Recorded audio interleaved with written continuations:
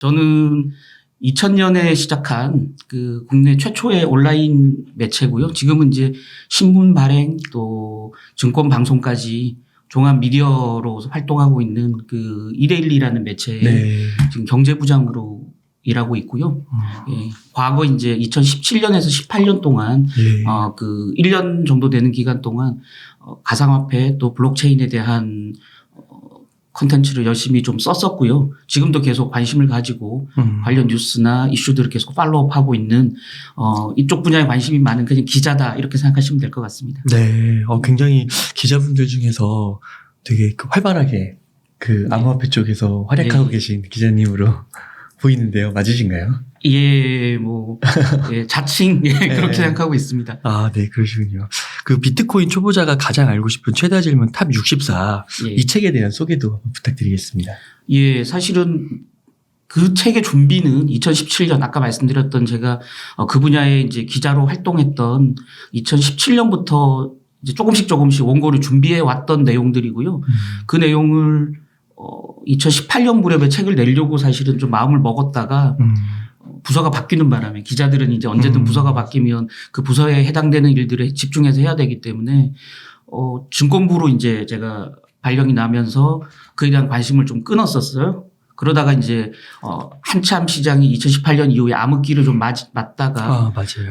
2019년 이후 이제 사실은 팬데믹 때부터 본격적으로 이제 상승 랠리가 시작됐고요. 그에 대한 관심이 이제 굉장히 높아지면서 출판사 쪽에서 책을 한번 다시 내보는 게 어떠냐라고 하셔서 예전에 이제 먼지가 잔뜩 끼어 있던 저희 원고들을 찾아서 털어내고 업데이트하고 또 최근 내용들을 또 다시 써내면서 책으로 펴냈다 이렇게 말씀드리겠습니다. 아, 네. 그 책에서 이제 코린이가 기대해 볼 만한 가상화폐의 미래에 대해서 이제 말씀을 해주셨는데 저희가 진짜 이 가상화폐 관련해서 어떤 미래를 좀 그려볼 수 있는지 전반적으로 한번 이야기 좀 부탁드리겠습니다. 예. 사실은 솔직히 말씀드려서 국내 어떤 전문가도 이 가상화폐의 미래가 어떨지 정확하게 예측하기는 불가능하다라는 거고요. 사실 2007년에서 2008년 비트코인이 처음 만들어진 이후에 지금까지 한 15년 정도 되는 기간 동안 비트코인 또 가상화폐들이 발전해온 그 양태를 보면 초기에 전문가들이 예상했던 거랑 완전히 다른 방향으로 가고 있거든요. 예.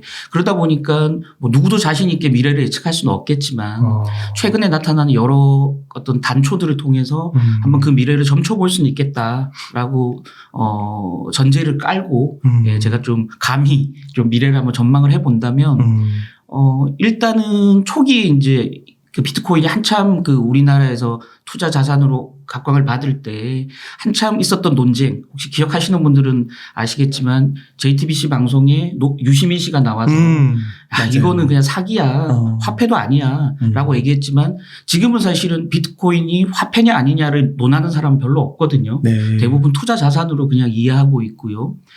그러나 저는 개인적으로는 이 비트코인이 될 수도 있고요. 아니면 비트코인이 아닌 다른 어떤 코인이 될 수도 있겠지만 미래에는 분명히 지급결제 어떤 수단으로서 어떤 주요한 수단으로서 자리매김할 가능성이 굉장히 크다. 아, 그러세요? 예, 그렇게 보고 있고요. 물론 이제 기존의 법정화폐를 완전히 대체하고 몰아내고 그 자리를, 그 지위를 차지하는 그런 또 핵심적인 수단으로 보기는 어렵겠지만 법정화폐를 어느 정도 보완해주는 그런 또 부수적인 지급결제 수단으로 충분히 활용 가능하다라고 보고 있고요. 실제 여러분들 많이 보시면 요즘 이제 많이 이용하시는 스타벅스 같은 데 가보면 상당수 매장은 현금으로 커피를 살 수 없는 매장들이 많잖아요. 예. 그러니까 지금 스타벅스가 발행하는 선불 카드 주로 이제 저희는 사이렌 오더에 카드를 집어넣고 활용하지만 지금 우리나라에서만 발행된 양이 3조 원에 이르거든요. 그래서 지금 통화당국이나 금융당국도 굉장한 고심을 가지고 있습니다. 물론 스타벅스가 그 3조 원을 갖고 도망치진 않겠지만. 스타벅스 코리아가 3조 원이나 된다고요? 예. 와, 어마어마하네요. 예. 그러니까 3조 원 정도의 돈을 이 스타벅스 앱에다가 저희가 넣어두고 그걸 가지고 계속 커피를 사 먹고 있는 거죠.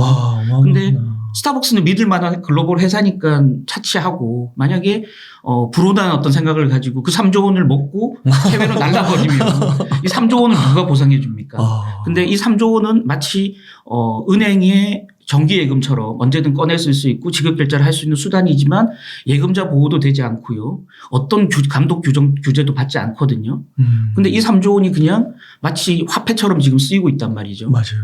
이런 이제 현금 없는 사회, 그러니까 현금 없는 어떤 경제 이런 것들이 지금 성큼성큼 다가오고 있고 그 수단에는 분명히 이 코인이라는 형태가 핵심적으로 활용될 가능성이 굉장히 높다라는 거고요. 그 어떤 그런 가능성을 믿고 지금 중앙은행들도 시범적으로나마 CBDC라는 네. 디지털 화폐를 발행해서 중국 같은 경우는 이미 발행을 하고 시범 사업을 하고 있고요. 다른 선진국들 같은 경우 전 세계 한 60개국 정도의 중앙은행들이 지금 CBDC 실험들을 하고 있는데요. 우리나라 한국은행도 지금 사업자를 선정해서 시범 사업을 아마 올해 말이나 내년부터 준비할 예정인데요. 그런 디지털 자산들, 디지털 화폐의 어떤 영역들이 분명히 미래에 크게 자리매김할 것이다. 라고 이제 저는 믿고 있고요. 그 유력 후보군 중에 하나가 비트코인이 될 수 있다라고 보고 있습니다. 또는 최근에 이제 투자자들이 굉장히 불신하게 됐지만 스테이블 코인 같이 약간 가격 안정성을 담보하는 형태의 코인들도 하나의 후보군일 수도 있다 이렇게 보고 있고요. 아시다시피 엘살바도르 같은 나라는 지금 자국 통화가 너무 이제 인플레이션이 심해서 자국 통화 가치가 너무 떨어져서 달러를 쓰고 있다가 달러를 구하기 힘들어지니까 비트코인을 법정 화폐처럼 지금 공용으로 쓰고 있지 않습니까? 그래서 이건 이제 사실은 좀 은행에 계좌를 많이 못 만드는 국민이 너무 많은 나라, 또 달러를 구하기 힘든 나라들이 편법으로 많이 활용하는 케이스지만 앞으로 이런 것들이 아프리카 국가들, 남미 국가들, 또 동유럽 국가들에서 본격적으로 좀 확산될 가능성이 있다라는 점에서 충분히 또 화폐로서의 가능성들은 열어두고 보는 게 좋겠다라는 생각이 들고요. 앞으로 이제 이 이후 시간에 제가 추가로 말씀드리겠지만 많은 기관 투자가들, 엄청난 자산을 가지고 그 돈을 굴려서 수익을 내야 되는 기관 투자가들도 이 영역에 진입하기 위한 시점을 호시탐탐 노리고 있다라는 점에서 보면 투자의 측면이건 어떤 실생활에서 활용하는 화폐, 지급결제 수단의 측면이건 간에 이 가상 화폐가 가지는 어떤 잠재력은 무궁무진하다라는 거고요. 그런 점에서 투자를 하건 지금 당장 투자를 하든 하지 않든 간에 관심을 가지고 이 영역을 공부해 둘 필요가 있겠다라고 생각하고 있습니다. 아, 네. 이게 지급결제 수단으로 만약에 역할이 더 커지게 되면은 자산으로서의 가치는 더 커진다고 봐야 될까요? 그건 사실은 조금 애매한 영역들이 있어요. 아까 드렸던 최근에 이제 뭐 루나 테라 사태 보셔서 아시겠지만 스테이블 코인 자체는 가격이 굉장히 그러니까 일종 패깅이라고 그러잖아요. 그러니까 테라나 테더 같은 경우도 이제 1달러에 고정이 되어 있기 때문에 그 가치 자체가 위아래로 조금씩 움직이지 그 스테이블 코인에 투자한다고 해서 엄청난 어떤 투자 수익을 얻을 수 있는 영역들은 아니거든요. 그래서 스테이블 코인 자체가 어떤 엄청난 투자 수익을 내준다고 담보한다라고 보기는 굉장히 어렵고요. 예. 다만 이제 플랫폼으로서의 어떤 가치를 가지는 블록체인상의 코인들, 뭐 이더리움 같은 경우가 대표적이겠고요. 비트코인 같은 경우는 이제 완전한 주류 투자 자산으로 자리매김했고 이런 투자 자산으로서의 코인들 아니면 실생활 활용되는 코인들이 이렇게 양분되겠죠. 갈라서 봐야 되는 거군요. 그렇다면 이 실생활 활용되는 코인들은 투자를 해서 큰 돈을 벌기는 굉장히 어렵겠죠. 다만 투자 자산으로서의 코인들은 그 영역이 따로 있을 것이다. 이렇게 봐야 될 것 같습니다. 말씀 중에 비트코인이 거의 완벽하게 자리를 잡았다고 했는데요. 예. 그렇게 보세요? 저는 개인적으로는 그렇게 보고 있습니다. 예, 물론 이제 아직도 주류 기관 투자가들이 적극적으로 참여해서 투자하거나 하진 않죠. 대부분의 이제 지금 거래들이 개인 투자자 중심으로 이루어지고 있습니다만은 이미 이 개인 투자의 영역에 깊숙이 들어와 있고요. 전 세계 미국만 해도 1억 명의 투자자들이 존재하고 한국도 최근에 이제 많이 줄었습니다만 300만, 많을 때는 600만까지 투자자들이 존재했었고. 그래도 그런 사람들이 1코인씩만 목표로 가진다고 하면 네. 그 공급량이 정해져 있으니까 많이 가치가 오를 것 같은데요. 그렇겠죠. 예. 원래 이제 경제학에서 기본으로 수요와 공급 곡선이 이렇게 그려지지 않습니까? 그래서 이게 수요가 늘어나냐, 공급이 늘어나냐에 따라서 가격이 오르내리는데 이 비트코인 같은 경우는 공급량이 정해져 있기 때문에 공급량이 이렇게 일자로 서 있죠. 수요만 이렇게 꺾여 있는 거고요. 그러다 보니까 수요에 따라서 가격이 위로 올라가는 그런 탄력성이 굉장히 커지는 그래서 그렇구나. 이제 변동성이 가격 변동성이 큰 이유가 수요에 따라서 공급량이 정해져 있다 보니까 수요에 따라서 가격이 아래 위로 오르내리는 그런 어떤 변동성이 굉장히 크게 작용하고 있다라고 보여지는 거고요. 어쨌든 간에 지금 현재 이 개인 투자자 비중이 어떻든 기관 투자자 비중은 시장 상황에 따라 조금씩 변동합니다만은 어떤 하나의 어떤 투자 자산으로서는 전 세계 투자자들 사이에 확실한 자리매김을 했다 이렇게 보여지는 상황입니다. 아, 그렇군요. 그러면 이게 보통 이제 많은 분들이 이 비트코인 쪽을 이렇게 생각할 때 네. 변동성을 좀 생각하면서 이거는 아직도 가치도 좀 불명확하고 너무 변동성도 크기 때문에 이거는 좀 자산으로서 좀 불확실하다 이런 말들이 아직도 좀 있는 것 같기는 한데요. 네, 맞습니다. 그런 상태에서 요즘에 또 많이 루나 사태나 이런 거랑 좀 엮이면서 아까도 이제 갈라서 봐야 되긴 한다고 네. 했지만 사실 큰 변동을 좀 보였잖아요. 네, 맞습니다. 요즘은 좀 어떻게 보세요? 저는 개인적으로는 지금 비트코인 작년 이제 11월에 고점이었잖아요. 지금 고점 대비해서 반토막이 나 있거든요. 네. 가격이. 물론 어느 정도 가격이 매력적이냐는 개인에 따라 다 다르겠죠. 본인이 가지고 있는 투자액의 규모가 얼마인지, 그 투자하려고 하는 자산이 여유 자금인지, 뭐 당장에 써야 될 자금인지, 그걸 차입을 했는지, 자기 여윳돈인지 등등에 따라서 투자자마다 느끼는 어떤 가격 매력적인 수준은 다 다르겠지만 개인적으로는 지금 충분히 진입할 수 있는 가격대 정도의 비트코인이 와 있다라고 보여지는 거고요. 네. 다만 지금 가장 우려스러운 부분들은 이따 리스크 요인을 말씀드리겠지만 이 가상자산이 가지는 그 어떤 규제 사각지대, 그러니까 규제가 지금 아직 엄청나게 자리 잡지 않았기 때문에 특히 우리나라만 해도 아직 관련 기본법도 없는 상태고요. 그러다 보니까 그런 어떤 새로운 규제, 그러니까 이 가상자산이라는 영역이 커지고 주류로 자리 잡는 과정에서 규제의 어떤 그 간섭들 이런 부분들이 이제 개입할 가능성이 굉장히 커지고요. 지금 이제 루나 테라 사태도 스테이블 코인에 대한 규제로 지금 이어지고 있는 상태거든요. 그래서 이 규제가 개입되면서 가격 변동성이 커지고 그에 따른 리스크가 발생하겠지만 어떤 규제를 일단 차치하고 본다면 충분히 좀 투자할 매력이 있는 시점까지 와 있다라고 보여지는 거고요. 다만 규제가 신규로 개입될 수 있는 영역에 있는 코인들은 투자를 좀 신중하게 할 필요가 있겠다라는 거고요. 일단은 비트코인이나 이더리움 같은 경우는 규제 영역에서 완전히 벗어나 있는 상황이거든요. 왜냐하면 이미 그건 증권이 아니다고 해서 미국 SEC가 이미 더 이상의 신규 규제는 없다라는 유권 해석을 이미 내린 상태이기 때문에 비트코인과 이더리움 같은 경우는 신규로 규제가 개입하면서 시세를 갑작스럽게 떨어뜨리거나 하는 리스크가 굉장히 적어졌다라는 거고요. 그 외의 코인들 같은 경우는 지금 테라 같은 경우도 이제 스테이블 코인에 대한 규제가 조만간 나올 거기 때문에 그런 규제의 된소리를 맞을 가능성이 굉장히 크기 때문에 그 외의 코인들 같은 경우는 좀 굉장히 신중하게 투자할 필요가 있겠다라는 생각을 가지고 있습니다. 아, 그렇군요. 그러니까 이게 책이 제목이 비트코인 초보자가 가장 알고 싶은 최다 질문 탑 64로 비트코인이 들어가는 거잖아요. 네. 그러니까 이게 어떻게 보면 다른 알트코인들 이런 것들하고는 조금 구분이 돼서 만약에 투자를 좀 하고 만약에 좀 접근을 한다고 하면 비트코인 좀 중심으로 접근을 할 필요가 있다. 이런 것도 좀 말씀을 하시는 걸까요? 그렇죠. 그러니까 제목을 가상화폐나 가상자산 이렇게 달지 않고요. 비트코인이라고 했던 것 자체가 제가 가지고 있는 그런 어떤 투자의 기본적인 원칙. 그래서 시가총액이 일단 큰 종목이어야 된다. 그래서 시장 내에 유동성이 충분히 있어서 본인이 그 시장에서 이탈하고자 할 때 현금화 하려고 할 때 언제든지 팔 수 있는 만큼의 유동성을 가지고 있는 시장이 코인이어야 된다라는 거고요. 그렇게 본다면 시가총액 한 10위 내에 들어가는 코인들의 투자를 집중할 필요가 있겠고요. 아까 말씀드렸던 규제를 피해야 된다. 규제에서 벗어나 있는 코인들에 집중해야 된다라고 본다면 10개 중에서도 나머지 8개는 조금 신중할 필요가 있고 비트코인, 이더리움 같은 경우가 굉장히 안전한 투자의 어떤 대안이 될 수 있겠다 이렇게 보고 있는 거고요. 투자자들 주변의 지인들도 많이 물어봐요. 그럴 때마다 저는 이 두 코인에 집중해서 투자를 하려면 투자하라 이렇게 좀 말씀드리고 있습니다. 그러면 저자님 이거 좀 난감한 질문일 수도 있는데 얼마까지 갈까요?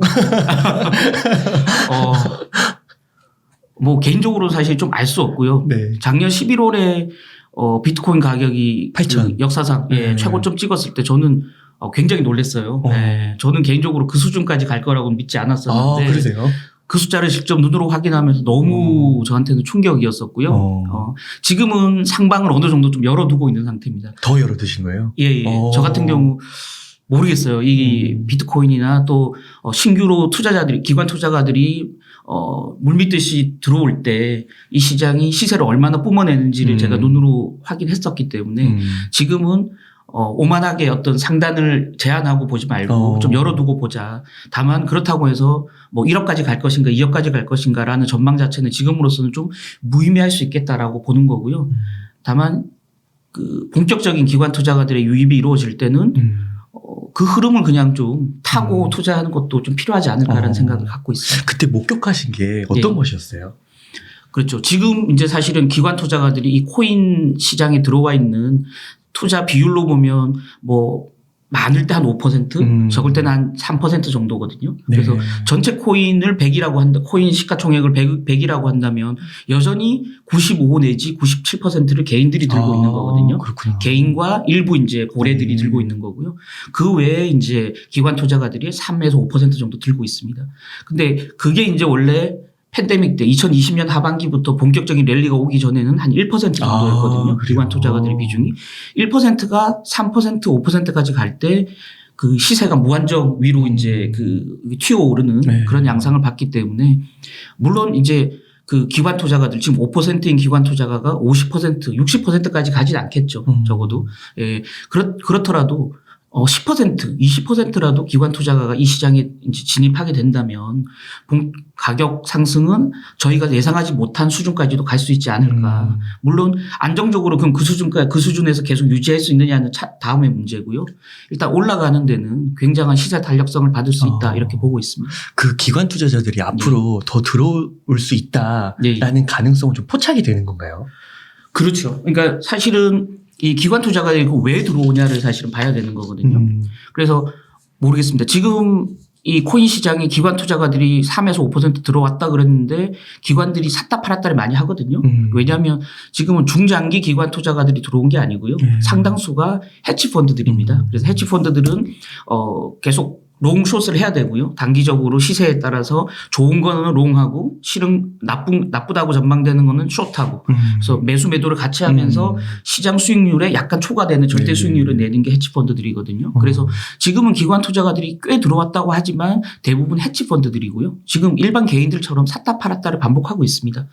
중장기적으로 자금으로 운용하는 기관 투자가들이 본격적으로 유입되는 시점이 기관 정세가 올 수 있는 시점이다라고 보고 있고요. 그런 어떤 그 기관 투자가들은 뭐 연기금들도 있겠고요. 보험사들도 있겠고요. 그 외에 이제 그 심지어는 그 국부펀드들이 들어온 가능성까지도 지금 많이들 보고 있거든요. 아, 그래요? 예.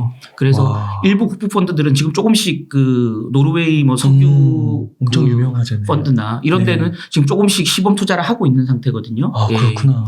연기금 같은 경우도 뭐 미국 헬퍼스나 이런 데도 약간 시범적으로 자금을 운용하고 있고요. 코인 시장에서. 그 외에 이제 뭐 하버드나 이런 큰 대학들이 가지고 있는 기금들 이제 기부금을 받아서 엄청난 돈을 지금 쌓아두고 있지 않습니까? 그런 어떤 대학 기금들도 이 코인 시장에 지금 상당 부분 좀 들어와 있고요. 뭐 MIT라든지 하버드 같은 경우는 자금이 일부 들어와 있고요. 그래서 이런 중장기적으로 안정적으로 자금을 굴려야 되는 기관들 입장에서는 전통적으로는 주식의 60%, 채권의 40% 이런 6대4 포트폴리오를 가지고 있거든요. 그런데 이제 문제 상황은 뭐냐면 최근에 이제 나타나는 금융시장 상황처럼 금리가 급등하면 채권 가격은 빠지는 거죠. 금리가 급등하니까 기술주가 폭락을 하고요. 그래서 주식과 채권을 6대4로 가지고 있는 포트폴리오로는 안정적인 수익률을 방어할 수 없는 상황에 지금 몰리고 있다라는 거죠. 물론 최근 상황은 코인 가격도 빠지고 있습니다만은 이제 우리가 흔히 말하는 상관계수, 코릴레이션이라고 하는데요. 그래서 전통적인 자산과 가격이 서로 연동이 잘 안 되는 자산들을 일부 포트폴리오 내에 담아야 해치가 가능하다라는 개념이 생기는 거거든요. 그래서 최근에 피델리티 같은 그 전 세계 가장 큰 기관 투자가들은 포트폴리오를 6대4 주식과 채권 6대4로 가져가는 대신에 채권 4 중에 일정 부분을 줄여서 그 포션을 코인으로 채워넣자, 비트코인으로 채워넣자라는 제안들을 많이 하고 있거든요. 그렇게 될 경우에 비트코인이 유망해서가 아니고요.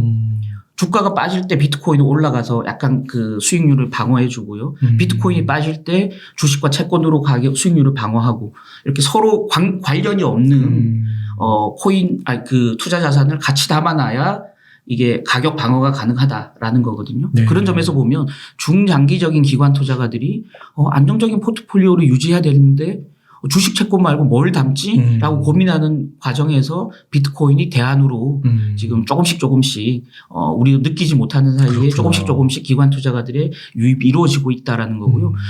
조금 더 기관 투자가들의 포션들이 커질 가능성이 충분히 있다라는 거고요.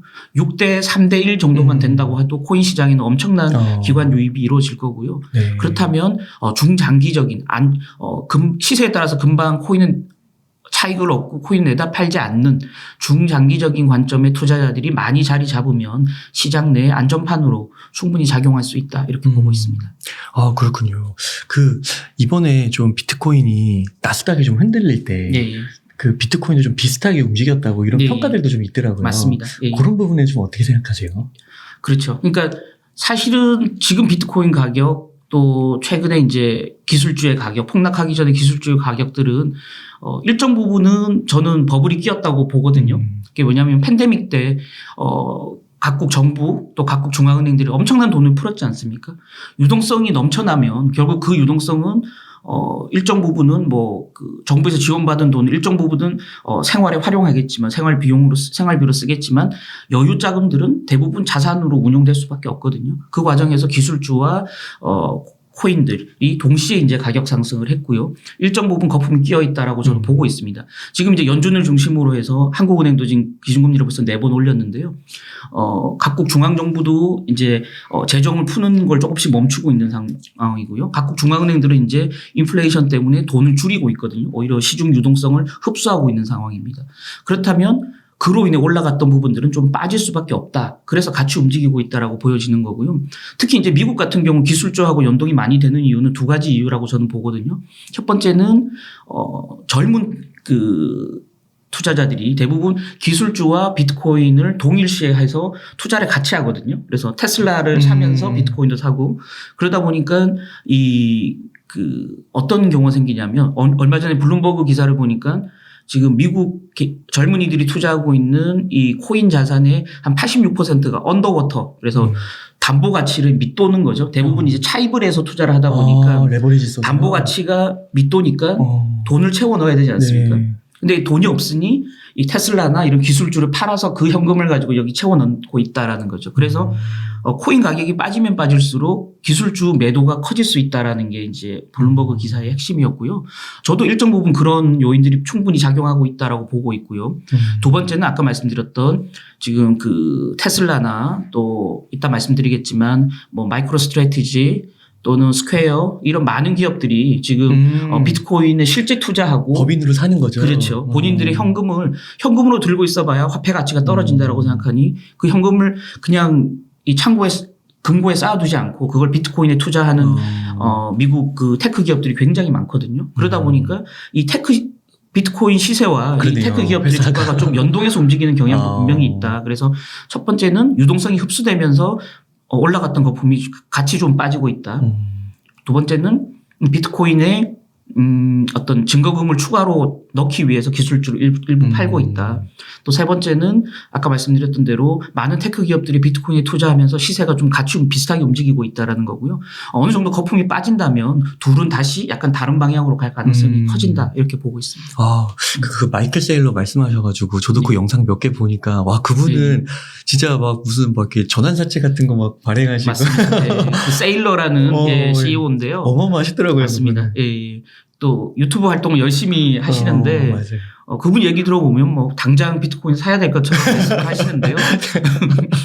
저는 그분 말씀은 100% 신뢰하지는 않습니다. 예. 그러니까 소프트웨어 회사로 알고 있는데 거의 비트코인 회사처럼 보이는 맞습니다. 것 같더라고요. 예. 기업용 소프트웨어 회사인데 보유 현금을 전부 전액을 다 비트코인에 투자했고 그것도 모자라서 말씀하셨던 대로 전환사채 같은 거 찍어서 빚으로 비트코인에 투자를 했는데 지금 일단 많이 망가져 있겠죠 수익률이. 예. 그러니까 이번에도 이렇게 막 폭락할 때 보니까 그 마진콜 예. 받을 수 있다. 맞습니다. 그리고 요즘에 안 나온 이유가 그거 마진콜 때문에 뭐 그런 거 아니냐 또 그런 논란도 좀 있기도 하고. 예, 그럴 가능성이 충분히 있을 것 같아요. 예. 근데 그 마이클 세일러를 많이 보시더라고요. 시청자분들이. 예. 저도 이제 계속 접하는 게 아무래도 외국에 이렇게 보게 되면 마이클 세일러가 계속 나오고요. 예. 다 믿지 않으신다고 했는데 그것 좀 어떤 맥락인지 그냥 의견 차원에서라도 한번 말씀 부탁드려도 될까요? 그렇죠. 그러니까 이 세일러 같은 경우는 모르겠어요. 그러니까 저는 기본적으로 이 세일러도 머스크와 같은 과의 인물이라고 생각하거든요.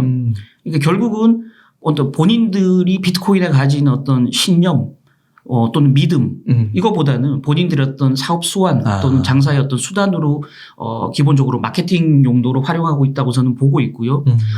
그분들의 얘기는 충분히 좀 한 70, 80%는 이제 감액해서 좀 받아들여야 되지 않을까라고 보고 있고요.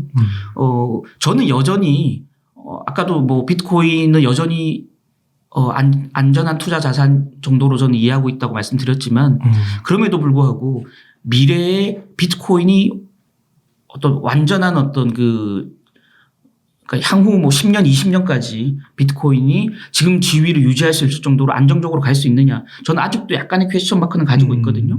그렇다 그러면 누구도 사실은 장담할 수 없다. 미래에 아까 말씀드렸던 가상자산의 어떤 미래를 담보할 수 있는 그 후보군 중에 하나일 뿐이지 비트코인이 무조건 그 자리를 그 지위를 차지할 것이다라고 누구도 자신 있게 말할 수 없다라는 점에서 저는 그분들이 가지는 좀 맹목적인 어떤 신뢰 그런 부분들을 저희가 무조건 추종할 필요는 없다 이렇게 보고 있습니다. 네. 그래서 이렇게 말씀을 해주셔가지고 근데 이게 또 듣다 보면은 그래도 암호자산 요즘에 막 루나 사태 이런 거 보면 네. 불안하다. 또 어디서 터질지 모르고 네. 그러면서 좀 의심이 들어가지고요. 그런 분들이 암호화폐 투자는 하고 싶은데 네. 비트코인이나 이런 이더리움에 직접 투자는 못 하겠고 예를 들면 코인베이스 같은 네. 아니면은 뭐 앞으로 우리나라에서 뭐 업비트나 이런 게 좀 상장을 한다고 했을 때 이런 거래소에 좀 투자하는 그런 개념은 좀 어떻게 보세요?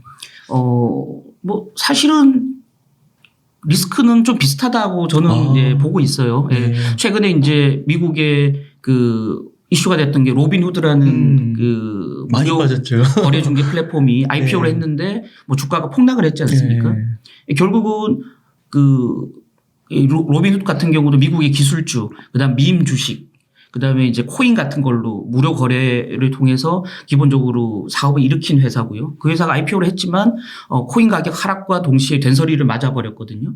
코인베이스도 마찬가지입니다. 코인베이스도 기본적으로 이제 지금 이제 사업 영역을 확장하려고 하고 있지만 아직까지는 코인 거래에서 나오는 거래 수수료를 가지고 대부분의 수익을 내고 있는 회사이기 때문에 이 시장이 하락하고 거래가 뜸해질수록 기본적으로 어떤 사업은 굉장한 리스크에 처할 수밖에 없다라는 점에서 좀 비슷한 직접 투자하는 게 비슷하다라고 좀 보여지는 거고요.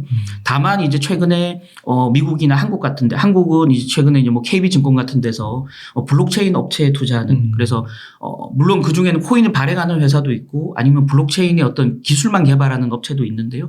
그런 어떤 블록체인 기업에 직접 투자하는 랩 어카운트 상품이라든지 또는 미국에서는 관련 ETF 상품이라든지 이런 것들이 출시가 되고 있거든요.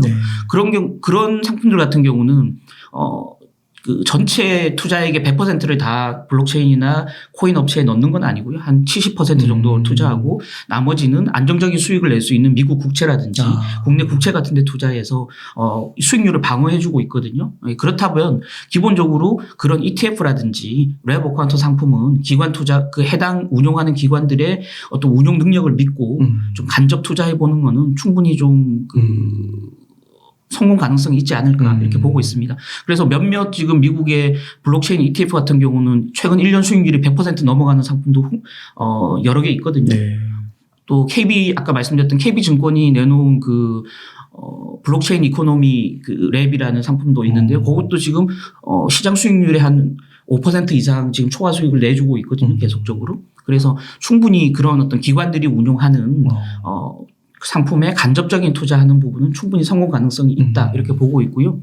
물론 이제 시세가 좀 코인 시세가 좋아지고 거래가 는다면 아까 말씀하셨던 코인베이스라든지 또는 코인에 많이 투자하고 있는 뭐 스퀘어라든지 마이크로 스트래티지 또 코인과 많이 밀접하게 연계되어 있는 테슬라 이런 주식들은 양쪽으로 수익을 같이 낼 수 있는 수익률을 극대화할 수 있는 수단으로 충분히 활용 가능하다. 근데 지금 같이 좀 시세가 죽어 있는 상황에서는 어차피 양쪽 다 리스크가 동일하게 있다 이렇게 봐야 될 것 같습니다. 연동이 돼 있는 거군요. 네. 그러면은 그 저자님이 이제 이 영상을 듣고 암호자산이 진짜 조금이라도 한번 투자해 봐야겠다. 네. 내가 뭐 급여를 한 100만 원 받으면 100만 원 다 넣지는 못해도 네. 주식하고 이제 뭐 적금하고 비트코인도 한번 넣어보자 이런 네. 거예요. 그러면 어느 정도 비율로 이렇게 뭘 좀 적립을 해간다 했을 때 네. 넣으면 좋을까요? 그렇죠. 아까 뭐 피델리티의 기관 투자가들 뭐 포트폴리오 말씀드렸습니다만은 결국 투자에 이제 너무 진부하게 들리지만 뭐 계란을 한 바구니에 담지 말라라는 얘기들을 많이 하잖아요. 그래서 물론 이제 소액으로 투자할 경우에는 전체 투자 자산이 소액일 경우에는 뭐 주식, 채권, 뭐 코인 뭐 이렇게 배분하기가 굉장히 어렵겠죠. 다만 소액으로 투자하는 경우에는 본인이 당장에 필요한 자산이 아니고요. 날려도 상관없다라고 생각하는 여유 자산이라면 코인에도 일정 부분은 뭐 그냥 100% 다 투자하는 것도 가능하다. 100만 원을 다? 그렇겠죠. 그러니까 100만 원을 나는 다 날릴 수도 있다라고 날려도 상관없다라고 생각하는 투자자라면 충분히 투자할 수도 있겠다. 다만 어떤 식으로 이거 받아들여야 되냐면 비트코인, 이더리움과 달리 나머지 코인들은 마치 우리가 주식시장에 상장하지 않은 스타트업이나 벤처기업에 투자하면 성공률이 한 10%밖에 되지 않지 않습니까? 그래서 최근 뉴스를 보면 뭐 그냥 친구 도와준다고 생각하고 연예인이 그 특정한 스타트업 기업에 뭐 1억 정도 1,000만 원, 뭐 100만 원 정도 투자해 줬는데 이게 한 5년 지나서 갑자기 뭐 150배, 200배가 돼 있더라. 뭐 이런 케이스들이 있지 않습니까? 그래서 그런 어떤 한 투자 수익 성공 확률 한 10% 정도 보고 낮게 보고 90%는 다 날리는 거죠, 투자금을. 예. 그 정도 각오가 돼 있다면 여유 자금 정도는 100% 코인에 투자해도 된다. 다만 그런 자산이 아니고 나 이 자산은 잃으면 안 돼라고 생각하는 자산이라면 충분히 이 포트폴리오 배분을 해야 된다라고 보고 있고요. 아까 말씀드렸던 피델리티의 그 원칙 저는 그거 100% 동의합니다. 저 같은 경우도 코인 투자를 하고 있거든요.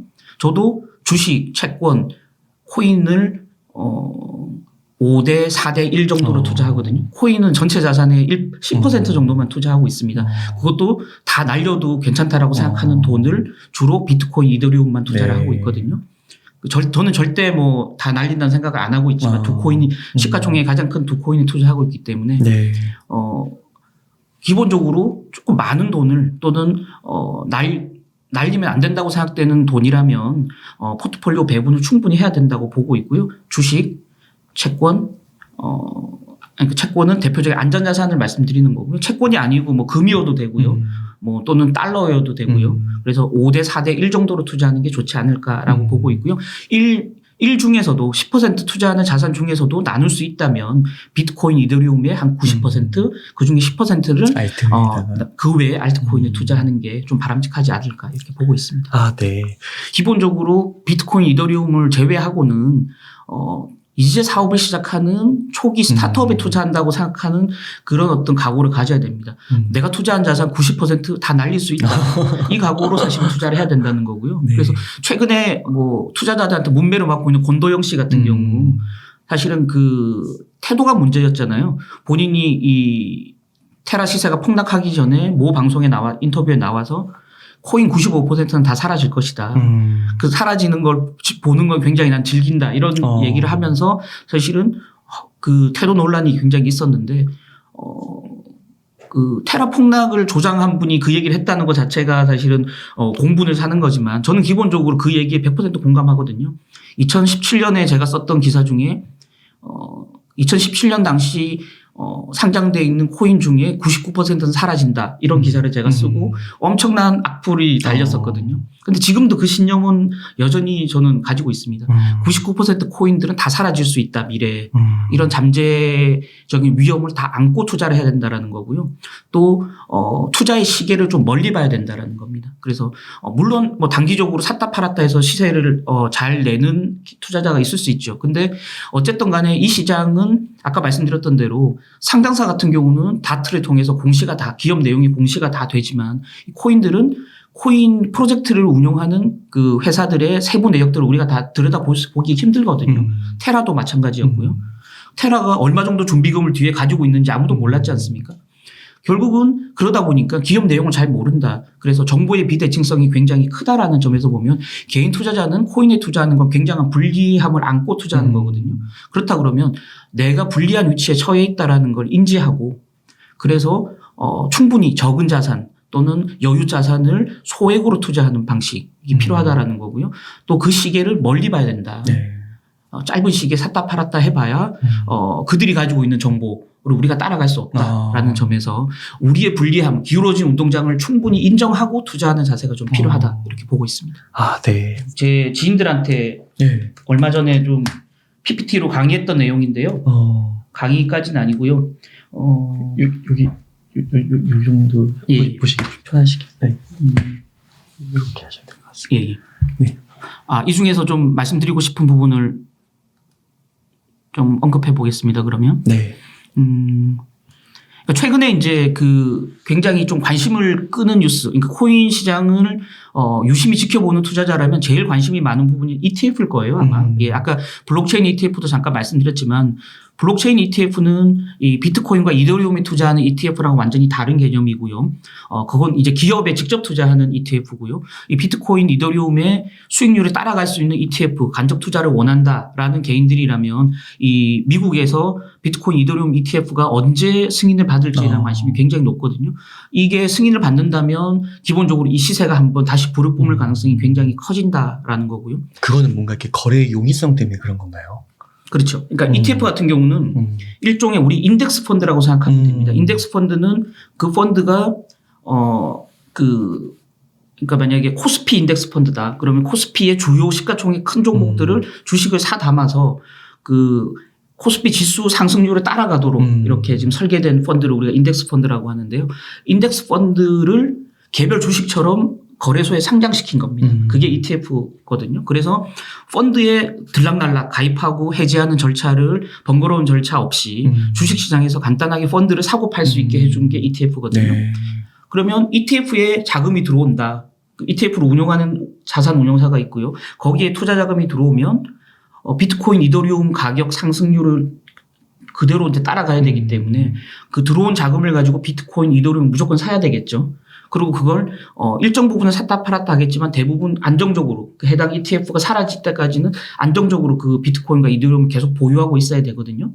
그렇다면 비트코인, 이더리움을 중장기적으로 투자하는 기관 투자가의 역할을 이 비트코인, 이더리움 ETF가 해줄 수 있다라는 점에서 시장의 가격 안정성에 큰 힘이 될 수 있다라는 거죠. 그래서 제일 큰 금융시장을 가지고 있는 미국 시장에서 이 비트코인, 이더리움 ETF가 실제 승인을 받는다면 굉장한 가격 상승 랠리가 올 수 있다라고 보여지는 거고요.